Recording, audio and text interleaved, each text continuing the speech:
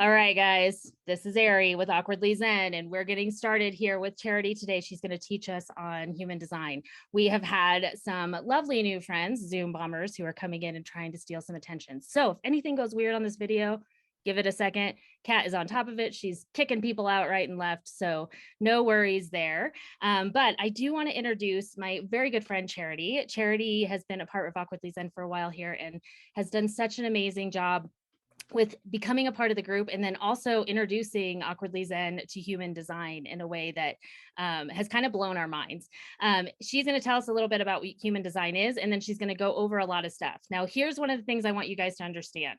This is a huge topic, like massive, big topic. So there is no way that she's going to be able to cover every single thing as we go on. However, the cool thing is that she's going to give us a taste of it, and then she's going to tell you where you can learn some more stuff and get with her. So I love that so much. So Charity, I'm going to go ahead and pass the screen to you. Tell me when you're ready to stop sharing, and I will allow that. Okay. Hi, everybody. Thank you for being here. Like Ari said, this is my first time doing this, so I'm a little nervous, and I will, fair warning, I'm a fast talker. So, you know, if I start talking too fast, just throw it in chat and Ari will tell me to slow down. This is a subject that I'm super passionate about. And when I'm super passionate about things, I tend to like just go and forget to breathe sometimes. So just bear with me, and hopefully I will try to keep in mind to slow down when I'm talking. I just want to give you guys a kind of a quick intro of why I'm so passionate about human design and how I kind of came into it. You know, this is a spiritual group, so I've always been kind of spiritually inclined, but human design was something super new to me. I don't like to say that I found human design, that it kind of found me. You know, very, very long story short, I was in an emotionally and verbally abusive relationship that had taken a really big toll on me. And I almost lost my life over it. And I was going kind of, you know, through this really bad depression and trying to figure out what was going on with me and going through myself. And for about a year and a half, I tried to do everything possible you can imagine to get back who I was and to try to heal from it. I mean literally everything, like therapy, NLP, hypnotherapy. I did tobacco healing, Reiki healing. I went to my demons. I mean, everything you can think of, I did. And nothing was working. I just had this horrible feeling of unworthiness, and like I just lost my passion for life. Like I didn't know how to get it back, and I didn't know why it was happening. You know, it just, nothing was working. And I was listening to a podcast, I think one day on something probably spiritual, and a woman had randomly mentioned human design. And I'm like, oh, never heard that before. So of course I Googled it and pulled up my chart, and I was like, oh, wow, right away I found out, like, you know, I resonated with my type, which is a generator. I'll go through the types, you know, and it explains so much about me just learning about that. Like generators are the worker bees, and I have been a workaholic a majority of my life. So I was like, oh, wow, this makes so much sense.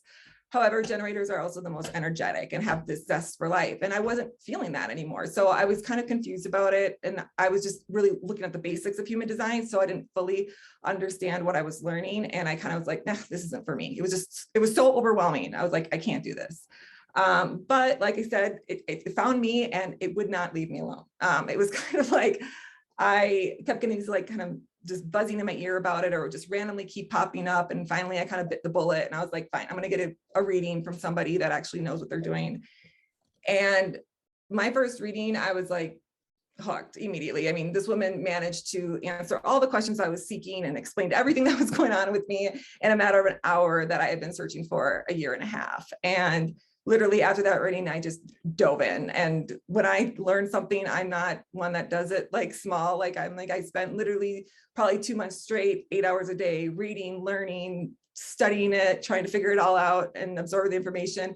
And the more I learned, the more I became fascinated with it. And I really did understand everything that I was going through, like why I was going through what I did, when it happened, timing. I mean, just so much. It was just kind of like this epiphany. And, you know, I also have a background in psychology. I love psychology. I originally went to college for it. I wanted to become a psychologist. So this was kind of like a spiritual psychology kind of avenue for me that was feeding these two kind of like passions of mine. And so basically, I also learned then too, you can do it for animals. So, and I'm a crazy dog mom. I have 2 beautiful dogs. And, once I learned about that, I was like, well, there's no stopping me now. So I have a website. It's called Lessons of Charity. This is where I offer readings. And I am offering 40% off a reading for the month of April for anybody who watches this video afterwards. With the promo code Deep Dive. It's Lessons of Charity /human design.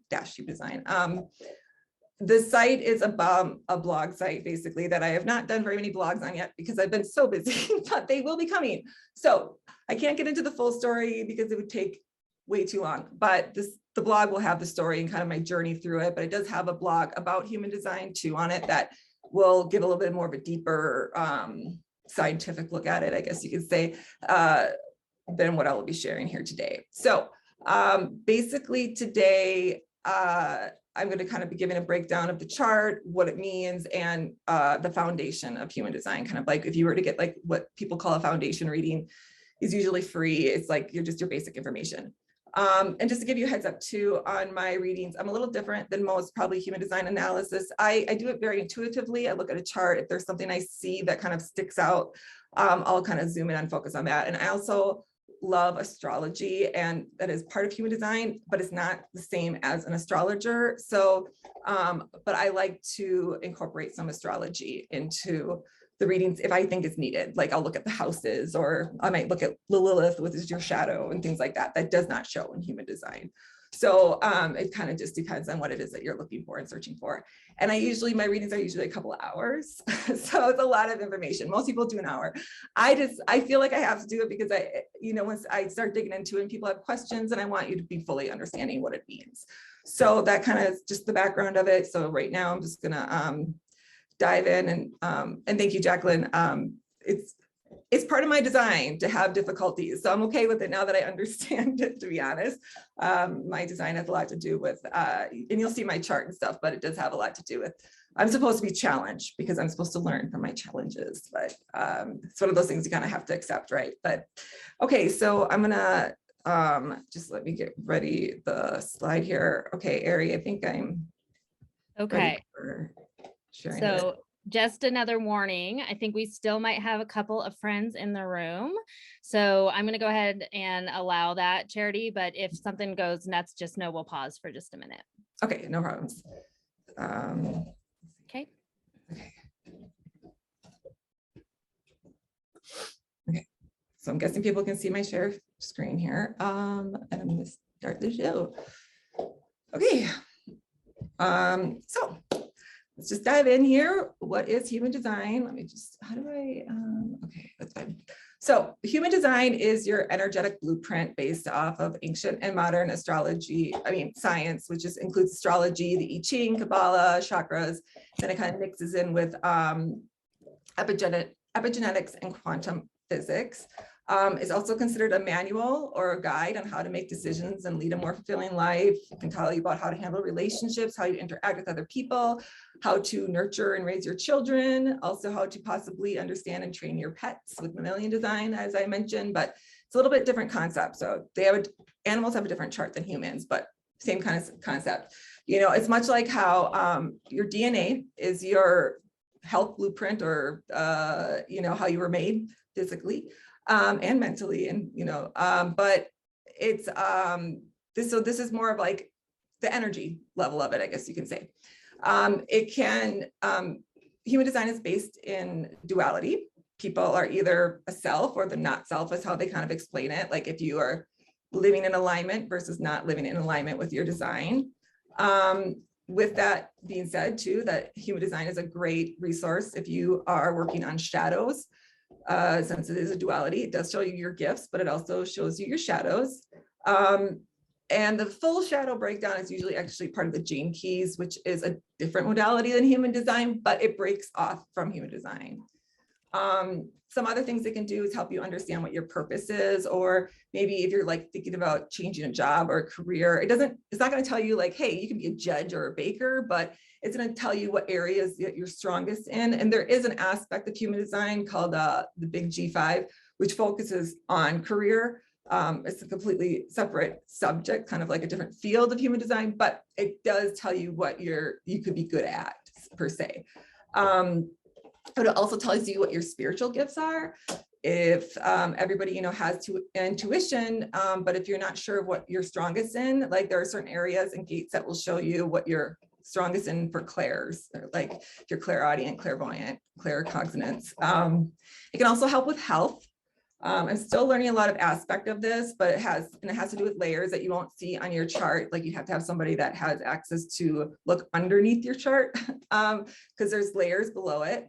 But on the surface, you can still kind of see like if somebody's questioning about like any kind of personality disorder or an autoimmune disease, it kind of can show up in the chart, but just to make it clear, like don't use it obviously as a health diagnosis. If you're not feeling good, please go see a doctor or a mental health professional.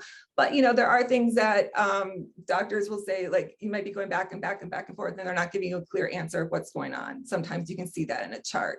It also offers ways of therapy and healing practices that Western medicine isn't going to give. Like it might say like, hey, you are sensitive to light, or you can use sound healing. Something about that. So it's very interesting. And there is a whole aspect of astrology with medical too. Like even like with diabetes, like you can see it in your chart. It's interesting and intriguing for me, I guess. But it can also explain special events that go on in your life. It's not a predictive tool. Okay, it's not going to say like, on July 27th, you're going to have a baby or something like that. But it's just that there are certain aspects of your life, there's cycles that everybody goes through that happens in a person's life. These cycles come up for everybody and it's around specific ages. And so you can look at those cycles and say, hey, like you're going to be coming up to a challenging time in your life. The reason why it's challenging is because you have to learn A, B, C, and D. Between ages 38 to 44 is your Uranus opposition. I'm going through that right now. This is a very challenging time in people's lives. It's considered the midlife crisis. It's about coming into your purpose and coming into who you are. So cycles can last anywhere from 2 years up to 7 years. It kind of just depends, Also, there are planetary transits that happen every day. So you may be feeling off some way and have no idea why, but it could just be because the planets are lined up a certain way. And then on a side note too, just to let you know, like human design does not conform to a religion. It states, it's not a belief system. You can be any religion. It doesn't have to, it talks more about it being a scientific experiment. However, I'm going to say like, everything is a belief system in this world. So to say it's not a belief system, I don't know if that's completely accurate. I mean, you have to believe in money to use it, right? So it's kind of the same kind of concept, but it does base itself in science, even though I'm sure a lot of science would say that it's a pseudoscience, but it's observational learning. I mean, they've been doing it for about 25 years and they have a lot of statistics and there's a lot of information out there that kind of proves the modality. And I'm part of a panel, a group or mentorship that for readers, and we get together and we talk about like how you're experiencing things and how you're feeling. And you're supposed to go through the experiment yourself. The founder was like, hey, I'm not saying you have to do it. If you don't want to, that's your problem, not mine, because that's just kind of how he spoke about it. But so it is but either way, it's a great tool to learn about yourself, but to understand the second part of it is that it is an experiment. Like you have to really actually live your design to get it to really work, which I've been, living mine for about 8 months now. And I can't say anything bad about it. And I haven't had any negative experiences, but it's very challenging because you have to kind of change your mindset on a lot of things. So keep that in mind. Okay, so how it began.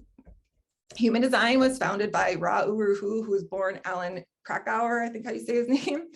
He, he was not considered the founder. He didn't come to the founder. He considered himself a messenger of human design. So he changed his name in 1991 after he published his book. So in January of 1987, he was living in Ibiza at the time, and he was at a friend's house and he got like this headache, and I don't know, they gave him some holistic medicine and he went home to lay down with his dog, and all of a sudden he went into this trance and he had this conversation with a voice for 8 days and 8 nights. The dog actually went into the trance as well for 8 days. He thought the dog had died actually, but after these 8 days, they told him everything about the human design system, said this was his purpose, this is what the message he had to send out. And then after 8 days, he woke up and the dog woke up like there was nothing at all had happened.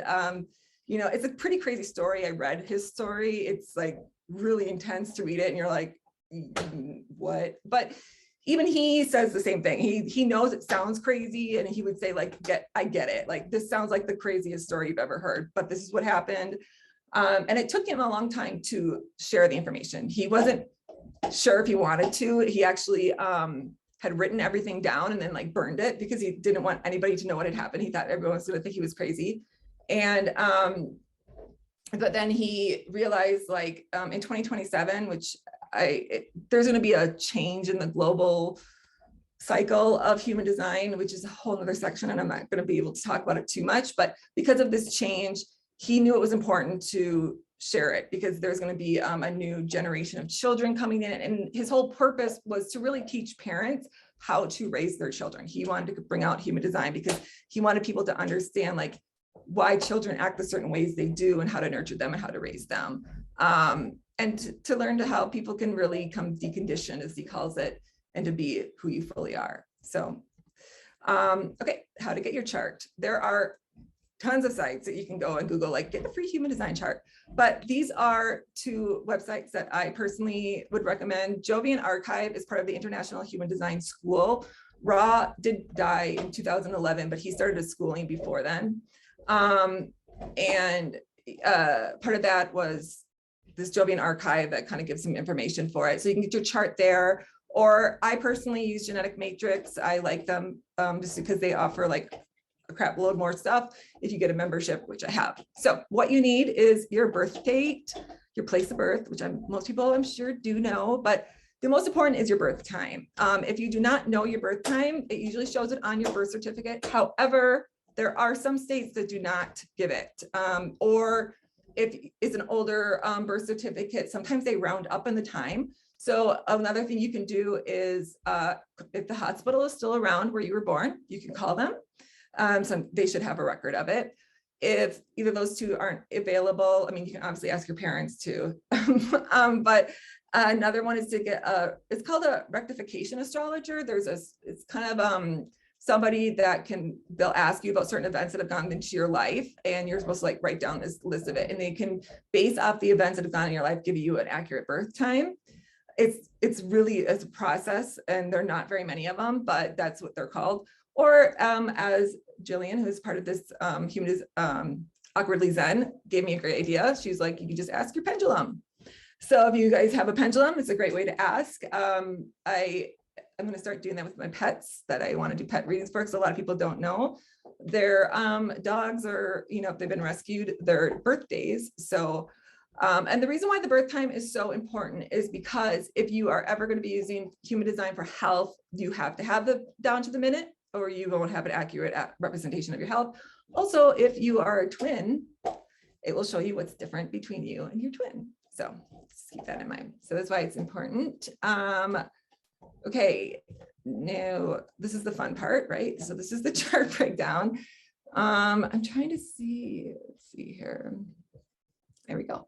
Okay, so I'm going to use a little laser pointer. Perfect. Okay, so I'm going to kind of go through this. So this is overwhelming. This is a chart that you would get from me. This is not what a free chart looks like. Just to let you know, if you get a free chart, you won't have like any of this stuff here or these arrows, but this is kind of the chart that I provide. And, it will tell you your birth date and stuff like here. I just whitened mine out because, didn't know who's been watching, never know.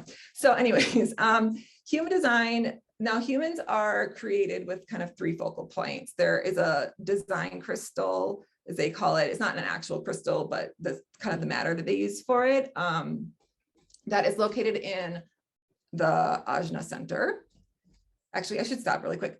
Ari, are we doing okay and everything? Like, is there questions? Because now I'm going to be going into the nitty gritty of things. So. Nope, not so far. Again, remember guys, if you have any questions, go ahead and put that over in the chat. And then when she takes a break, we can come back for it. You're doing great. Okay, and I'm going to try to slow down because I know I'm talking fast. Okay. Just kidding. One just came in. Okay. what's the name of the astrologer that determines the birth time? Can you Oh, it's a rectification astrologer. click back to that? Is that Yeah, easy to do? I don't know how to do that. Okay, I will put it Oh, in there the he goes. chat. Yep. Oh, here we go. So if you point to that down at the bottom there, Oh, it's the second from the bottom, this the one, yeah. rectification astrologer. Thank you so much. Okay. Okay. All right. So the chart, a lot of information, and that's why I say this human design can be very overwhelming. So as I mentioned, humans are made with like basically kind of 3 focal points. This is the design crystal. This is located, and it's called the ajna, your personality crystal, which is located in your head. And then there is a magnetic monopole, which attracts people and events to us throughout our lives and kind of holds our body together. This in the G center, that's what this is called. Okay.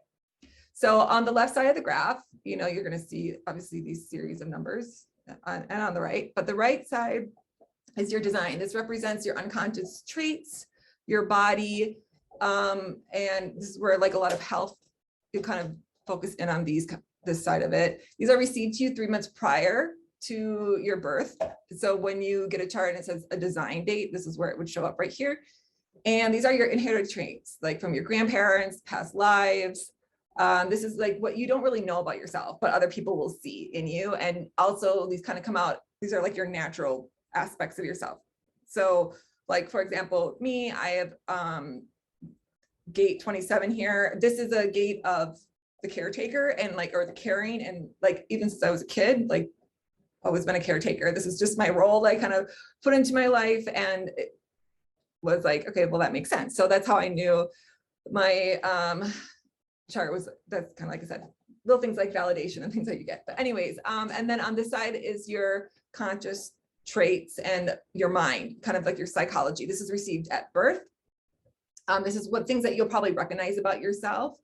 And this all has to do with astrology. This is where the astrology component comes in to human design, because as you can see, these are planets, each of these symbols or luminaries.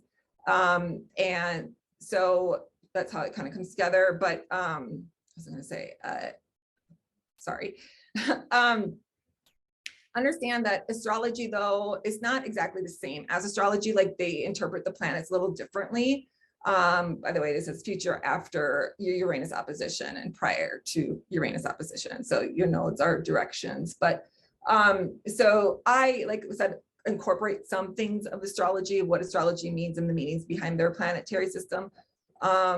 This is basically kind of a reinterpretation of it. So now these, the numbers under the symbols are called gates. These are related to the I Ching. The I Ching is an ancient Chinese manual of divination. It's based on 64 hexagrams, and it's interpreted through the principles of yin and yang. It's called the Book of Changes. It was believed to be written about 3,000 to 5,000 years ago. It's one of the oldest books in the world. But what's so fascinating about it is that the I Ching actually represents our DNA. It has a replication of it. It's how it's broken down, just like 64 hexagrams. We have 64 codons in our body. So each of these gates here is what it's called. It's called gate in human design, but each of them have a specific codon related to it. So that's where I'm trying to, like, I've been diving into genetics to see if I can figure out if I can see my chart in my genetics, which I have seen some. And I have a friend that I've done with her DNA as well, and I've seen some of that. But a scientific study unfortunately takes more than 2 people. So all in due time. But also, and also human design is based off of Western astrology or tropical astrology. The reason why I am mentioning that is because, sorry, 1 second here. I don't know how to get rid of this little guy. 1 second. Okay, never mind. The reason why I mentioned that is because there are some systems, that new versions of human design that have come out with sidereal astrology. Now, it's up to you what you prefer. However, I have done my chart in this time of astrology, and it is nothing. Sorry, I don't know what that is. Sounds like an earthquake right now. Okay. anyways, I'm sorry. I don't know if you guys can hear that. There's like something rumbling right now. Ari, do you have anything going on in Denver over there? That's weird. I do not. So are you okay? Like that's the Yeah, number no, I one don't know what thing. it is. Like this really loud lumbering noise. We'll be okay. I'm fine. We're good. Okay, sorry guys. It just kind of got me off track there for a second. Okay, so the reason why I say like, so when Ra got this information or downloaded it, it was downloaded in a tropical astrology or Western astrology format. I'm kind of one of those people like, if it ain't broke, don't fix it type thing. I understand that astrology, like, so there's different facets of it. It's personal preference, but my sidereal chart did not resonate with me at all. So like I said, it's kind of up to you what you decide. You can check it out and see if it's something that resonates with you, but I like to, you know, I'm old school. I'll keep it how it is. This is what they call the body graph. This is based off of the Hindu church system of chakras, but these are called centers. Now, in 1781, when Uranus was discovered, supposedly our 7 chakra system went to a 9 chakra system, and this is what this came out with. Now, if anybody does study chakras, they probably know that we have way more than 7 or 9 in our body. However, for this, you know, these are major focal points. So whether it doesn't say that anything's wrong or right, it's just that for human design, these are the major focal points. And each of these centers, they have a specific focal point of like what's like it's connected to organs and the way you act in certain ways. So you'll see that in a minute. I'll go through the centers in a second.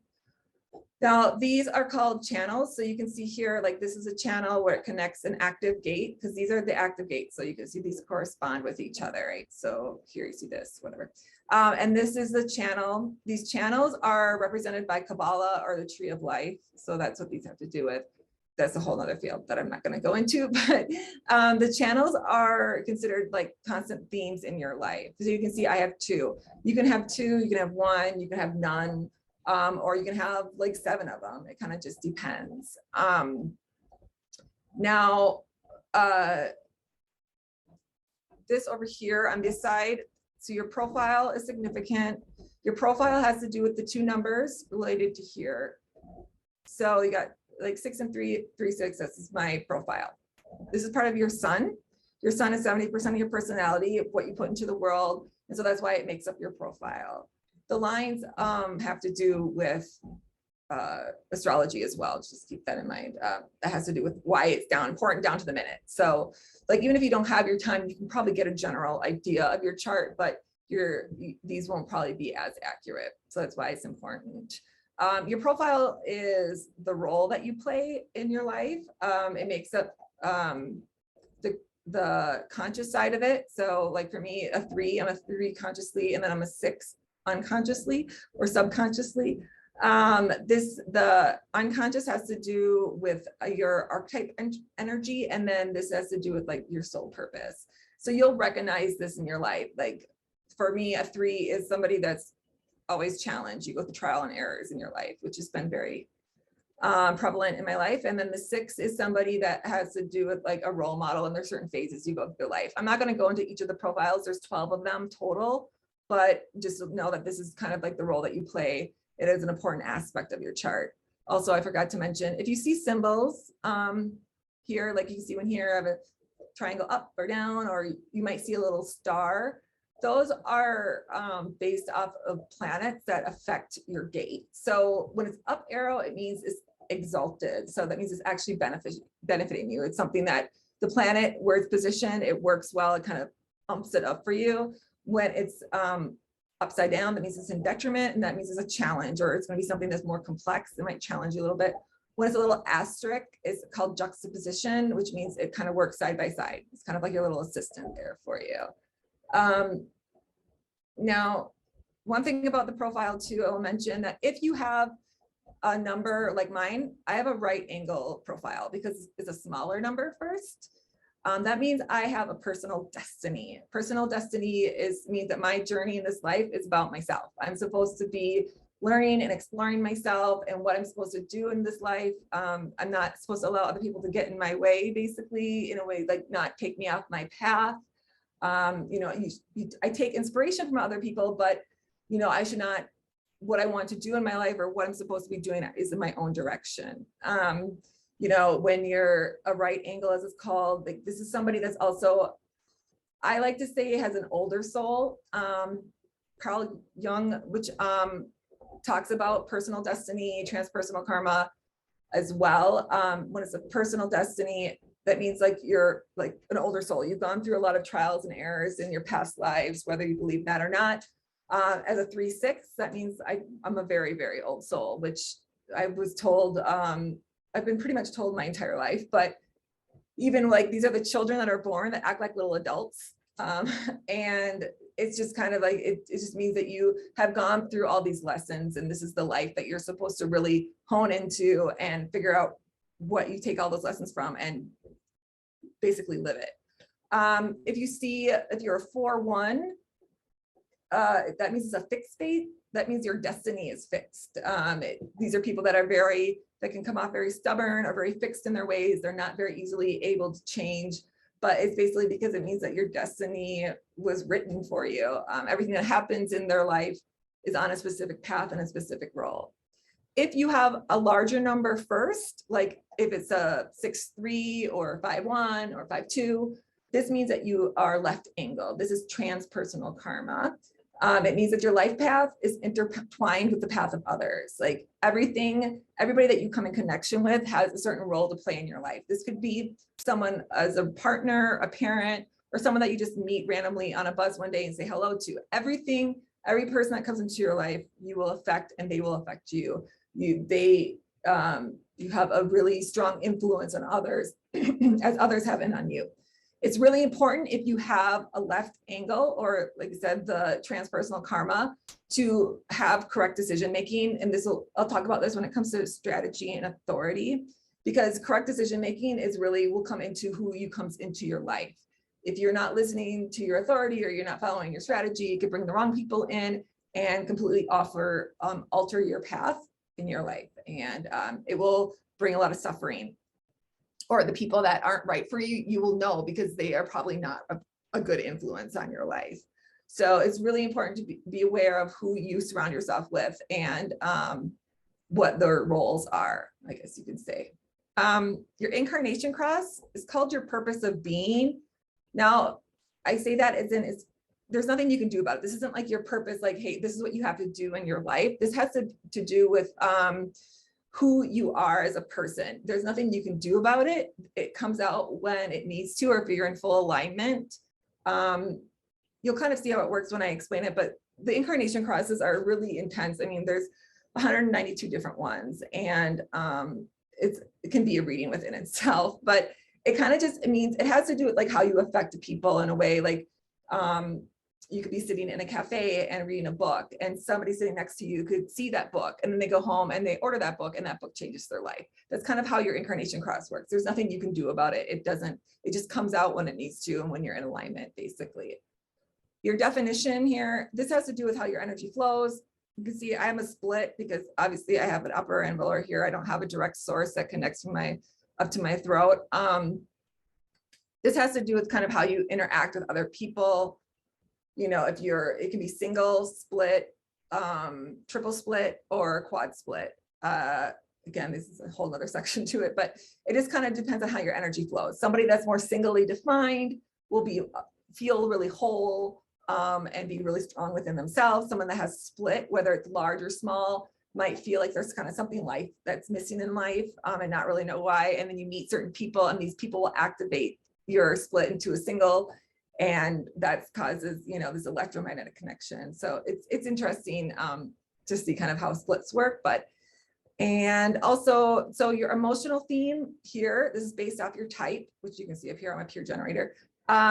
How you're feeling is self and not self. So for generators, when you're feeling satisfaction, that means you're probably in alignment with your life. When you're feeling frustration, that means that something's off, like you're not feeling yourself. And I mean, that's kind of it. That can alter based on what's going on. So just to say like, yeah, no, I'm gonna say about that. So, and then if I can figure out how to do this, how do I, While you're doing that, just a real quick question. Yep. Back on that last slide, what did UD stand for after North Node and South Node, before UD and after UD? Oh, this means Uranus opposition. Sorry, that's UO. Oh, UO. Okay. So Yeah. Uranus opposition. And then real quick, just while we're here, so I don't lose it in the chat of things. Is the promotion that you're offering, is it something that they can book and then get the reading later? So for those people who need to find their birth time. Yeah. It's for the whole month of April anyways. So I'm saying the code will be valid for the month of April, but you can book it out like 3 months in advance. I don't care. I mean, Beautiful. And then while you're right here and close to that slide, can you pop back to the slide that had the two human design schools or centers? There you go. Look at you. You're so on top of it, Charity. So Ada, if you want to grab those right there, I would take a screenshot of them real quick or write them down. I mean, you can literally just Google like free human design chart. It'll just pop up. Beautiful. And then we've got a bigger topic going on that we're going to hit on later. So go ahead and go. Okay. Okay. So the centers. Okay. So this is obviously a very important part of the human design. So the centers that are colored in, so you can see where I'm colored in here, these are considered defined. If they're white, they're either open or undefined. So white with no gates, like my head is completely open, my emotional center is completely open. But here I have like a gate defined, but not, but it's still white. So this is considered undefined. This will create what is called a hanging gate. So where it's colored in, like I said, they are defined. Defined energy is fixed energy. This is energy you always have access to. It's not going to be as affected by like if there's a planetary transit. So like right now, for example, 4323 is activated by the planets. So everybody has a defined ajna and throat. Now, if you normally don't have that, like I don't feel the energy as much or the effects of it because I'm already defined. I'm not going to feel that energy. But if you don't have it, you might be like saying random things or things that are coming into your head that you're not used to, or like all these ideas might be popping into your head or having these kind of moments of inspiration and you wanting to share, like this urge to share or urge to talk more or something. That would be because you're not used to feeling that energy. So, but because it's fixed, like when it's fixed, you won't be influenced as much by that. So this can become conditioned, as they call it, or if you're fixed, wherever you're colored in, will be conditioned more from childhood. So depending on each of the centers, like for how you think, or like, so your head or ajna here for me, like processing information, my beliefs, or how I learn. If something, let me think about how to explain it. Actually, I'll take this way. The throat is probably a little bit easier one to explain. How if you have an open defined throat, like, but if you had a parent that or somebody that growing up with spoke a certain way or how they communicated and you took on that kind of trait as a child, then that will become conditioned. And so you have to learn to decondition it once you learn how the energy works. That's what they call it, deconditioning. Deconditioning can take to 7 years, but it doesn't really take that long, I don't think. It really comes down, I think, to the person. Now, the white centers, like I said, these are not energy that is not very consistent. So these will be, oh, I'm sorry. And one thing too, fixed energy is the energy you give to others. So just to keep that in mind. So if it's deconditioned, you want to make sure that you can clean these areas out because you want to give good energy to people. Now, wherever you're white, as I mentioned, that's where your energy is going to be received from other people. So these energies are always going to be changing up a little bit. It doesn't mean that you don't have access to them. Okay, like just to keep in mind, whatever that's not considered defined, you can still access that energy. You can go to a cafe and you can start feeling that energy really easily. So it just kind of depends on, like I said, the planets or who you're around. But it's good. The open areas, when you absorb that energy though, you're going to feel it ×2. So if you're around somebody that, for example, with myself, this little center here, your will, heart, and ego center is even though it's the smallest, for me, it is one of my most probably conditioned areas. If you are somebody that, is consistently finding yourself in unhealthy or toxic relationships, it probably has a lot to do with maybe that ego and will center, because that has to do with self-worth, So if you're with somebody that's defined in that area that may be conditioned, that has low self-worth, you're going to pick up on that self-worth and you're going to take it on as your own and not realize that, hey, it's not really how you're feeling. It's just that you're absorbing that energy and then you're taking it on ×2 and then you're amplifying it back out. So it's going to seem like, oh, this is your energy, but it's really not. You just have to learn to let it go. So it's kind of learning how the energies work and what each center does is when you kind of start cleaning or deconditioning yourself. I hope that makes sense. So, and also the open centers are where you can become conditioned easily too. So depending on your definition, as I had mentioned, if you're a singly defined person, wherever you're open is going to be where you're mostly conditioned. Those are the areas you're going to want to look for shadows for per se, because those are going to be one of the areas that are bigger. Also, if you're a triple split. If you are a split or a quad split person, then you're going to want to look at those hanging gates because those are where we're going to become most conditioned. Okay. Also, the centers have to do with how your type. So depending on where you're defined in your area, that will be what defines your type. Also the centers. So there's 4 motor centers: the root, the will, or root. I know that I say that weird. Will or sacral, and your emotional solar plexus is considered motor centers. This is energies that these are energy centers. So when it comes to the types, there's 2 types. There's energy types and non-energy types. But if you're a non-energy type, but you have a motor defined, you will be more energetic than somebody that doesn't have anything defined, which I'll show you as it goes on. So the motor centers basically is where you get these kind of oomph for life. The awareness centers, all the awareness centers, the ajna, spleen, emotional solar plexus are pretty much in common. This is obviously your awareness, but all of them have an underlying fear tied to them. So like the spleen has to do with your survival fears. Your ajna has to do with mental fears or anxiety. Your emotional center has to do with nervousness or emotional fears. So, and then there's pressure centers, which is your root in your head. And that has to do with the fuel that kind of fuels yourself, fuels the energy.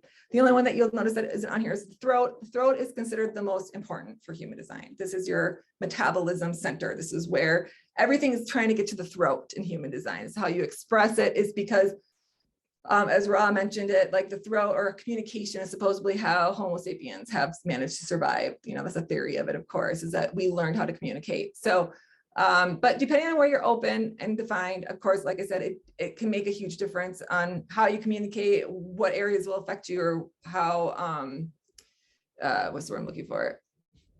Just it's a really good place for your shadows too. So like I said, each of them have a purpose involved in it. So, okay. So I'm not trying to talk fast, but I know that time is going by so fast.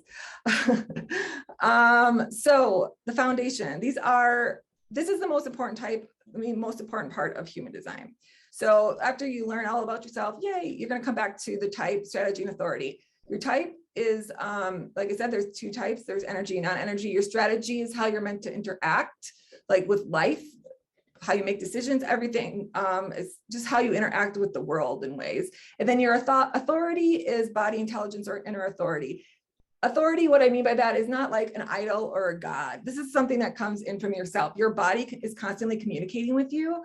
And so your body is here to help you make decisions. In human design, you make no decisions from your mind, no matter what. You do not let your mind get involved. Your body is here to tell you how to live and how to make the right decisions. Once you get your mind involved, you can spin and think something, but, and you can think yourself out of it. So the whole point of the authority is to learn to trust your body. And that's because that's what's communicating with source or the universe, whatever, God, whatever you believe in.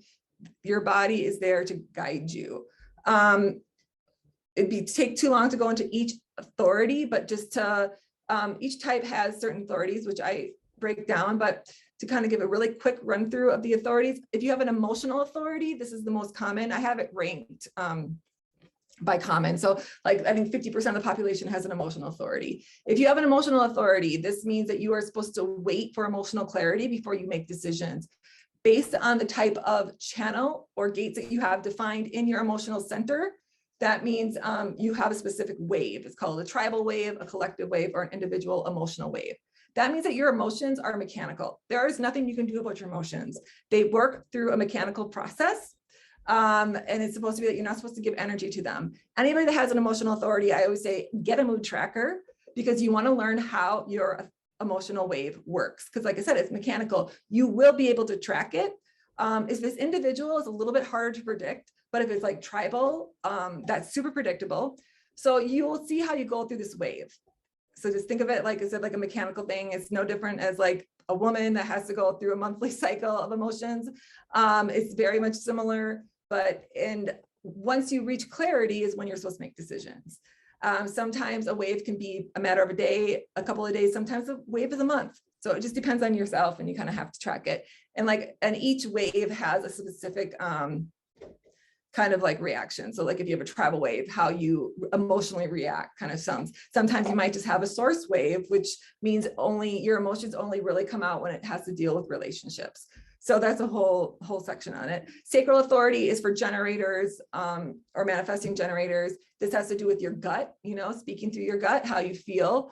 It comes through as it actually speaks through you. This is where you can say too, like your body's kind of a pendulum. It has to do with like kind of moves for you. And it's about responding in the moment. Like you'll get these intuitive, I shouldn't say intuitive hits, gut feelings, because you can literally feel it in your gut. Or you might feel it as a pull, like your body will like literally move towards something or push away from something. So your body's a very, like people that have sacral authorities, your body's very sensitive. Like anything, you want to make sure you take care of your body and you move your body, because your body is very important. If you have a splenic authority, that means you have your spleen defined. That has to do with intuitive hits, also in the moment, but it only happens once. So if you're not paying attention, you might miss it. Environmental or no inner authority means somebody that's mentally defined. That means you have definition only in your head and your ajna. And that means that you're supposed to be paying attention to your environment, because again, you're not supposed to make decisions from your mind. Self-projected has to do with the G center, and ego. Both of those two have to do with talking things out. Lunar authorities, if you're a reflector, and that has to do with moon cycles. Okay, so if you are a manifester, I'm gonna try to go through this so quickly. So that means that you have a motor to the throat. So you might have your emotional center here, or if you have, but you do not have your sacral defined. Okay, so usually you're defined through your emotional center and is connected like 35-36 or like 22-12. All the other ones have to do with being a manifesting generator, which I'll talk about, because there's really only 4 types. So there's manifestors, generators, projectors, and reflectors. However, there are manifesting generators. So manifesting generators are kind of a subset of generators. Some people say there's 5 types. Technically, there's supposed to be 4. So I'll explain that in a minute. But so if you're a manifestor, is 9% of the population. Manifestors are super powerful, and that's why there's only 9% of them in the population. This is considered an energy being. And their aura is considered closed and repelling. Now, I want you to think of the foundation, your type and authority. If you think about it as a house, this is probably the best way I can explain it. So your type and is like the framework of the house, right? So this is like what the house is built on. And then your strategy is like what you need to do to maintain the house. What's going to maximize its value when you're about to sell it? If you don't keep up with the house, it's going to start falling apart. Your authority would be like the housing department that tells you like, hey, this is what you need to do to keep up maintenance. And that way you'll be able to get the most value out of it, right? So now for your aura, that's more to do with your security system. If you think about like a fence, okay? So for a manifestor, their aura is basically like the house on the block that has like the 10-foot tall iron fence with the security cameras locked, nobody's getting in, sorry. And so you have to think about it in a way of, if you see that house, you're going to either be like, ooh, stay away from that house, it's probably scary inside, or you're going to be super intrigued because you're like, ooh, why is it so locked up? What's behind the fence? So that's why manifestors, but the reason why that is so important is because manifestors are so powerful. They don't want to be influenced. And so they don't want the energy coming in from other people. These were in ancient times, the leaders, they're responsible for the laws and the rules, everything. And their strategy is called to inform. So manifestors are unique because they're the only ones that don't have to wait for something to come to them. They're the initiators. Literally, when you think of what manifesting is, a manifestor is that they are here to manifest, they are here to create. But having this like, closed and repelling aura sounds negative, but it's not. Like I said, it's supposed to be for protection, but it can also, a manifestor, like once you understand them, you can spot them. I can always spot them because it's like, okay, because these are people that, they love and hate. Like sometimes they're just going to be super intense and you may not understand it, but they're also, as children, these are the children that are usually rebellious. So they tend to get punished a lot as kids. They have or the ones that always fight with the parents, I guess you could say, because of this closed and repelling aura. Like they will be the ones, they don't want to be controlled. They don't like being told what to do. Never tell a manifestor what to do. They are here to tell you what to do, basically. Like I said, their strategy is to inform. So that means no matter what, they are to inform before they act. If they come up with an idea and they want to go do it, great. Go and tell somebody first before you do it, though, or that way it protects you from getting in trouble, because people are always suspicious of manifestors. Sometimes manifestors end up in court a lot, like getting sued a lot. It's really interesting to see kind of how the energy works, but they are like, so thinking about it in a way of like, think about Johnny Depp, like Jack Nicholson, Robert De Niro, all these people, they have a very strong presence about them. Now, when a manifestor is living in the South, they have a peace in life, like they just feel very peaceful, however you want to define that. But the sad side, the not self side is anger, this like underlying rage that can come out when they're triggered or if they're not in the not self or however, and that rage can often come out in a way of like being like repressed emotions. And so I think of like Jack Nicholson, I mean, what a perfect, or Robert De Niro, I mean, literally a perfect example of a manifestor. You can see that kind of energy coming out. One other thing about a manifestor too, sometimes they don't feel like, they might feel like they're not part of the crowd. They might feel different in a way, or not often feel misunderstood. This is why it's important for their strategy to inform, because when they inform before they act, people will not react to them. They will understand and start to trust them. But a manifestor can tend to think like people just are aware of things, like they shouldn't have to inform because they want to control the situation. And it's not a negative, and I'm not saying that in a negative way. They just assume that most people know what they're going to do, but most people don't know what they're going to do. So they still are supposed to inform. You can, as a manifestor, you can have an emotional, an ego, or a splenic authority. Okay. Oops, missed one. Generators. You can either be a pure or emotional generator. This is now generators, like I said, our manifesting generators are still a generator. So technically it's 70% of the population, but 30% are pure generators or emotional generators. And then 33% are manifesting generators or pure emotional manifesting generators. Now for your emotional theme, this means like, so generators are the worker bees. These are the people that are meant to work. You're supposed to work. You can work 15 hours a day and then go to bed exhausted. Like you have an unlimited amount of energy to really do, but it has to be to do what you love. Like, as you're younger, you probably could work any 9-to-5 job or work overtime and a lot of physical labor. But if it's not what you love, you're going to burn yourself out eventually. This is like your aura is open and enveloping. So this is the house on the block that has the door open, no fence, coming in. And then it's like got the smell of cookies baking in the kitchen and everybody just wants to come on in and taste it and get it part of their energy. So if you are a generator, even a manifesting generator, you want to make sure that you are constantly cleaning out your aura because you are bringing in energy at all times. You can just kind of visualize yourself with a little vacuum at the end of the night before you go to sleep and just suck out that energy and then just clear it out. So basically you attract energy. Okay.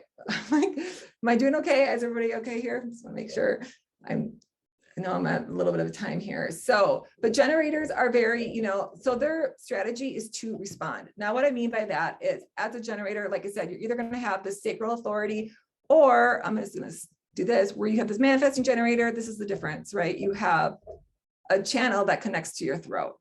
So that's the difference between the two. But no matter what, you do have a sacral authority, sacral definition. So this makes you super energetic.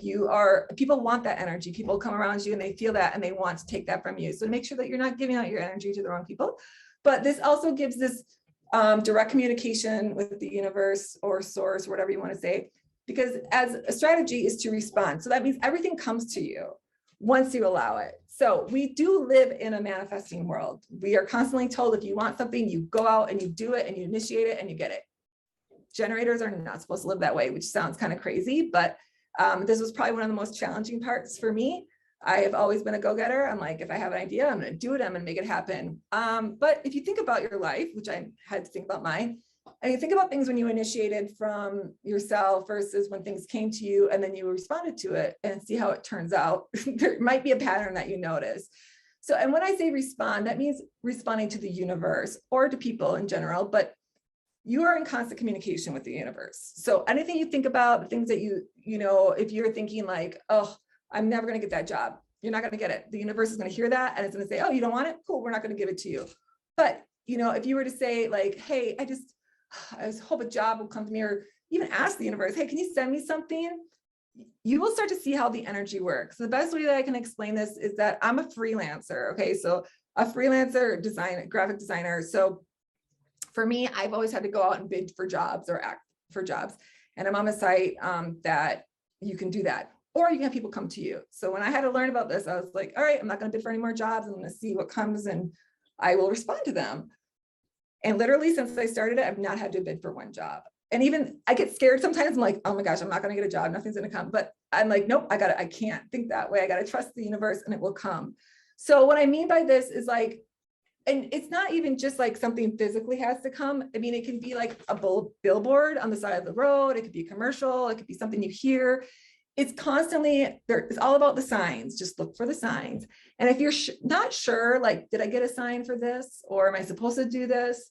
You can just ask the universe, hey, was this something I thought of? Or did you send me this? Can you, if you want me to respond to this, can you send me something? And you will literally get a sign like within hours. I've tested it.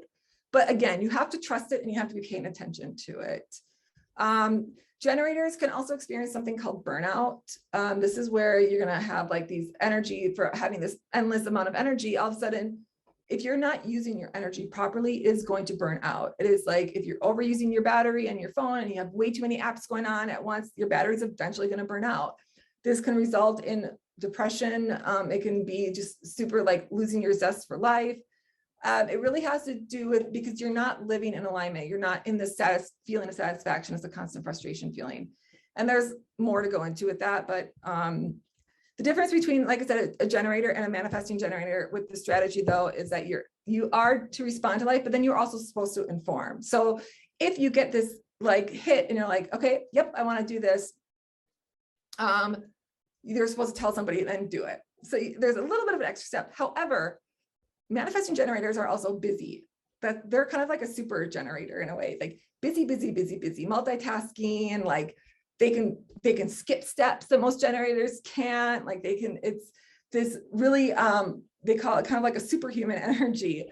However, when you are a manifesting generator, that means you do have some elements of a manifester. So that means you also get their emotional theme. So it can be anger or frustration for you.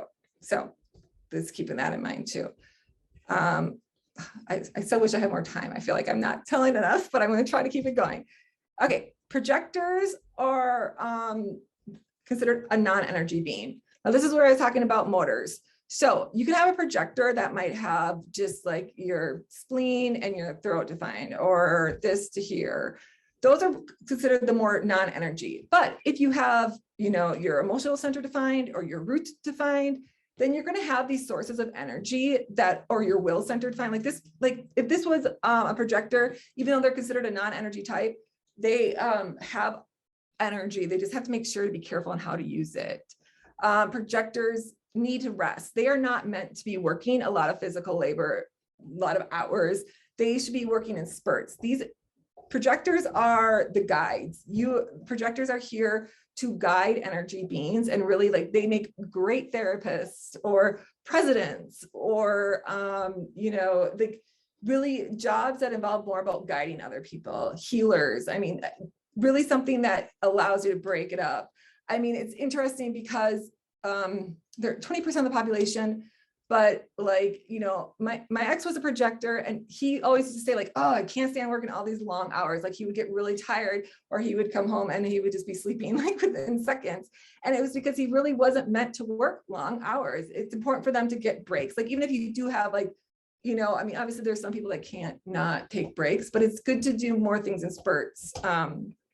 Where you work a couple hours, maybe take an hour break or something, but it's important for you to rest.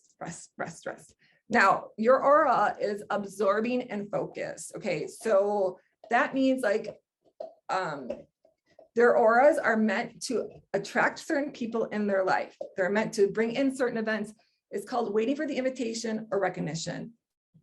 So projectors are like, you can't wait for an invitation for everything. So, but when it comes to like a job or relationships and stuff, these are things where you want to be invited to it. And you think like, okay, what is that? Like, how does that work versus being to respond? This is like literally like you'll get an invitation, and that invitation doesn't have to be like an invitation in the mail. Well, I guess people don't send things in the mail anymore. It doesn't have to be like a text or, you know, an email or something like that. This is more so like you might be looking at somebody and you might see them look at you a certain way, and you know it's like an invite for them to come and for you to go and talk to them. That's what I mean by that. And I'm going to give you an example of a projector. I'm going to show you Abe Lincoln, who is a mental projector. So you'll kind of see what I mean by this. But, you know, projectors are the newest type of, they were after 1781 is when projectors came about. But the important thing is that as children, projectors can be, can turn out very conditioned, because it's really important for a projector child to be recognized for their talents. Usually projectors are talented in something, they are here to master something so they can guide you in it. It's really, and if they aren't recognized, or, you know, if a child was neglected, it can make a projector very, very conditioned and very bitter.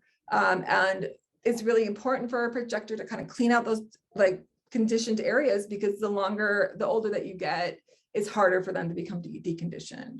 So that's like, if you have a projector child, just make sure that you say, you know, good job for passing an A on the math test today. Not just like, good job at school today. No, you have to literally talk to them and ask them, like, say, like, this is what you're good at, and recognizing for that. And you will see the energy work out. Like I said, like, if you get a reading, I can kind of go more into it, but projectors can be complicated. It's very hard to kind of explain it all in a few minutes here, but reflectors are the last. They are also a non-energy being. They are less than 1% of the population. Reflectors are very unique individuals. They have no definition, and their authority is the moon. They have to wait a 28-day cycle before making decisions, which sounds kind of crazy, right? But I'm sure if you are a reflector, you will know it, because it is these kind of like chameleons. They are constantly, their aura is sampling, resisting, and reflecting. They literally can reflect anybody they come across, and they probably have a lot of like, don't know, like not really clarity maybe of who they are, maybe feel like they don't really know who they are. But the point is that they're not really supposed to. They're here to sample human population or animals, and like really learn about life, really be able to, and then bring out that knowledge back to other people. Is really quite a gift to be a reflector, but that means you're also constantly absorbing energy. However, you do have a little bit of resistance in your aura. So it's for reflectors, it's really important about who you surround yourself with, because whoever you surround yourself with, they're going to influence you no matter what. You're going to pick up on that energy, and if you're not sure how to work it. Now, if you are a reflector, like I said, it's less than 1% of the population, but when it comes to the 28-day lunar cycle, this has to do with how the gates go around in the hexagram. But once you learn how the energy works, because it's consistent, it's a 28-day cycle, but the cycle is the same, it doesn't change. So once you learn it, you can start testing with it and then make decisions probably quicker. But the whole point is that there's a lot of patience involved and to be waiting it out. But I mean, if you have a pull, like it's, for me, I mean, I'm a pure generator, but if you were to split my chart, I'm a reflector on both ends. So it's kind of interesting, because I have this really weird like relationship with the moon. It really affects me and my energy. So for somebody that's a reflector, it probably has a lot of tie to the moon. They might feel like, you know, you're not a werewolf, but you know, that would be the type of person that would probably, if a werewolf was a type, it would be a reflector, because it would be influenced by the moon. So, okay, I was going to go through a case study, but I know I ran through those so quickly because I know that we're running out of time. So let's do questions. Should I do a case study and then questions, or show kind Like of a how couple of questions, and then I think definitely that case study, and then I don't think we're going to have time to do any individual I know, readings, I but feel perhaps bad. we can schedule a taste of human design or something like that. Yeah. Again, before we get going even further, before she does this case study, let me just real quick say, and I'm putting this over in the chat right now. My life was changed from my reading with Charity, because I am an extremely emotional person. Some of you know that already. And when she first sent me my first thing, she was like, we didn't know each other at all. And she was like, yeah, you're like super emotional. Like, this has to be hard for you. And I was like, who the hell is this woman coming and telling me that I'm this emotional wreck? Right. She's right. But then she was able to, on my chart, show me where that is. And you guys, it changed everything, because now instead of feeling like it's something I have to change in myself, it's something I accepted in myself. And now when I get crazy emotional, like I am like, okay, that's just part of what's going on, and it's going to pass in a second. And she gave me tips on how to work through it. I cannot rave enough about human design, and how beneficial it has been. And I check back in with Charity often on, oh, hey, I have this going on. Is that in my chart? And she's always like, well, let me tell you, blah, blah, blah, blah, blah, blah, blah. Which is pretty astounding. So I just wanted to make sure I got to say that while everyone was still here. One question we have is, can you have more than one authority for making decisions? That was way back. No, but I'm going to say it this way. So if you're like a generator and you're an emotional generator, like your emotions are your authority. You're supposed to wait for emotional clarity. But if something happens where you're like, crap, I really cannot wait my stupid wave to like go out, I tell people, like, you do have a sacral being in there. So you might want to tap into that sacral to see how it's feeling if you literally cannot wait for emotional authority. Like but understand too, like your authority is for you. So if you have an emotional authority and you're like, I have to make this decision today though, I can't wait for my emotional wave, it will come back for you. You're still supposed to wait. Like if it's a job offer and they want your answer today and you're like, I mean, you can't really say to them like, listen, I got to wait for my emotional wave to go through. So you might just say, nope, I need more time. If they're not willing to honor that, understand if it's meant to be, it literally, they will come back to you. So you just have to have, it's a lot about trust when it comes to authority. So good question. Okay. Yeah, absolutely. And then again, we've got a bigger topic. I think I'm going to have you get with Miriam after, so you guys can discuss something that she brought up in the chat, because I think it would take over the rest of the meeting. However, I really, like, you've told me a lot about this Abraham Lincoln chart, and I would love for you to go into it. So if anyone else has any questions, throw them over in the chat and we will try to get to them. But I'm going to pass it back over to Charity so she can talk about Abraham Lincoln. So I'm going to assume most people know who Abraham Lincoln is, but in case you do not, he was the 16th president of the United States. He was the only president that's been assassinated. Nope, sorry, that was JFK too, sorry. One of the first president assassinated. I think that's right. Okay, don't quote me on that. But anyways, he was assassinated. Anyways, he was really big against slavery. He was one and he was the president where we had our first civil war, hopefully only civil war. But the reason why I was watching a documentary on the History Channel, it has a great documentary on him, and so fascinating, man. But so I wanted to pull up his chart, and now he's a mental projector is what it's called, which is interesting because, like I said, projectors didn't come around till 1781. So, this is like a new type. So you have to understand, if you know the story about Lincoln, of who he was, it makes a lot of sense, but I'm going to make out a couple of points. So being a mental projector, that means he has a defined head and ajna, which you can see. That's all right, fine, right here. Right here. So most people that have a defined head and ajna usually tend to have prophetic dreams.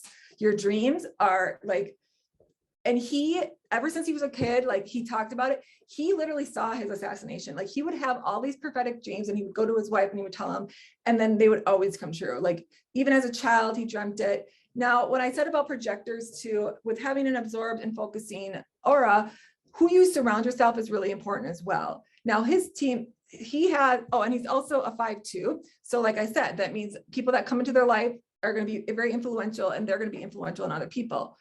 His mother died when he was younger, and he had a stepmother that came in, and it was such a huge influence on his life. It was not for her, he would not have started reading. He self-taught himself everything. Okay, having a defined head and ajna, that makes completely sense. Everything he learned on his own. Now, he also was going to say, it's very logical, and he has the logic here. He loved geometry, anything logical, formalization, he was very good into. And he, as a projector, he literally hated doing physical labor. Like, he complained about it as a kid. He talked about it. He's like, I hate it. I hate it. His father didn't understand. His father thought he was lazy, and didn't understand why he kept reading and wanted to learn all this stuff. Well, it was really important, obviously, for him to do so. But now, as when it comes to a projector, like I said, it's about waiting for the invite. Now, his story, a lot of significant things that happened in his life were due to an invitation. Like, he left home to go to a new town that he was invited to go and check out, and he loved it, and he then became the postmaster. He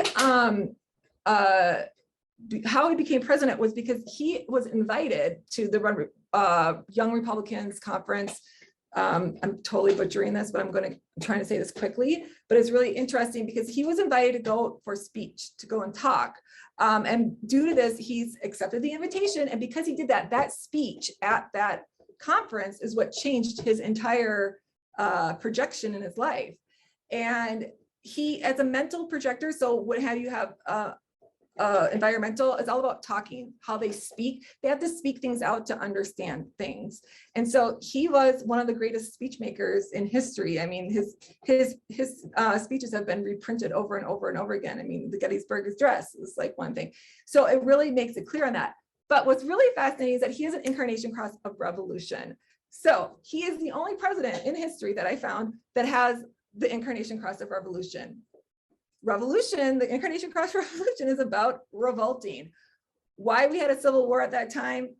Okay, this is where it's like, yeah, it could be a coincidence. However, he had, like, it is about revolting, like getting people to speak up, stand up against the norm. Okay, so we had this revolution, like of a civil war during his time. So I know, and the only other time that the what do you call it, the Capitol was attacked was during his presidency as well, was he was inaugurated into presidency. So that's like kind of how you can see, like, I think about this now because there's a lot of rumors about a new civil war coming in, and I'm like, okay, the next president comes in cannot have an incarnation cross of revolution because you never know how that's going to affect society. But it's interesting to see, like I said, how the energies work. Like, we only have 10 minutes left, so I'm not going to go more into it. I wish I could, because it really is quite fascinating to really know about his stuff. I mean, and he also, you know, keep in mind the 49 here, that is the gate of revolution as well. So, I mean, he has a lot of revolutionary energy, and it's just, and yeah, I could keep going into it, but I'm not going to right now because it's really quite fascinating. And I want to save room for questions. So I'm just going to open up the chat here. Okay, so what other questions is there then? I guess. Okay, so a couple things. I love how excited you get about charts. Like that is something you can guarantee from Charity, is that if she starts talking about a chart, she's super excited. As a matter of fact, for you true crime buffs out there like me, I think we're going to do a whole event on true crime charts and what those are. So if that is interesting to you, be watching for that. Look at me promising all these events from you, Charity. See how I work? I bet that's in my chart somewhere. It is. So Michael is asking, what are some trusted sources that you go to learn and review and revisit? Like, how long did it take you to learn all this? What was the path for that? Well, I'm still learning. Okay, it's never ending because there is so many layers to human design, first of all. But if you want to know, like, start learning about it, like the definitive book of human design by Ra Uru or Linda Burnell is a great resource for it. I mean, there's a school, but it's, for me, like, I literally basically purchased all the textbooks that the school have and just started reading. And there's also some YouTube videos that you can go to. If you just Google human design, you're going to find out a lot about it. It's really about, it's kind of a formula in a way. So I can't say, like, I mean, you can learn about it. I would definitely recommend it because you want to learn how to do your design. And like I said, there's also 4 arrows here that I didn't even touch about that are also important to do with your health and stuff. So, I mean, like I said, there's just so many layers, but I would say that book, you know, and I also want to mention too, so, because I've had people ask me about this, her name is Karen Parker, Perry Curry Parker. So she worked under Ra Uru, and she has like split off from human design and started quantum human design. It is not the same.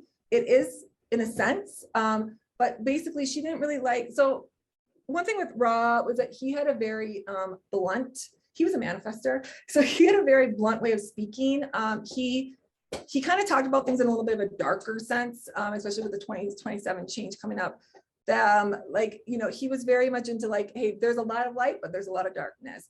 And some people don't like that. They don't like hearing about shadows. They don't like hearing about it. And so her idea was like, I'm going to take everything that he said and kind of rewrite it in a more positive spin. It's great. I mean, it's fine if you want to learn it that way. For me, I'm more like, I think it's important to understand good and bad. I think it's important to hear about, you know, dark and light. It's what you want to take from it.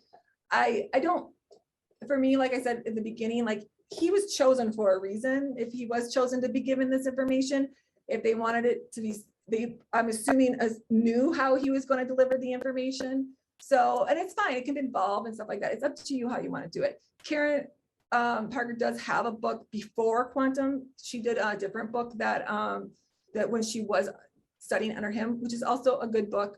But I'm just letting you know that if you go into quantum human design reading, she renames all the types and everything. So it's not the same. So it's up to you how you want to go about it. Okay. And then what can someone expect if they're getting a reading from you? So I will basically go through and tell you everything about yourself.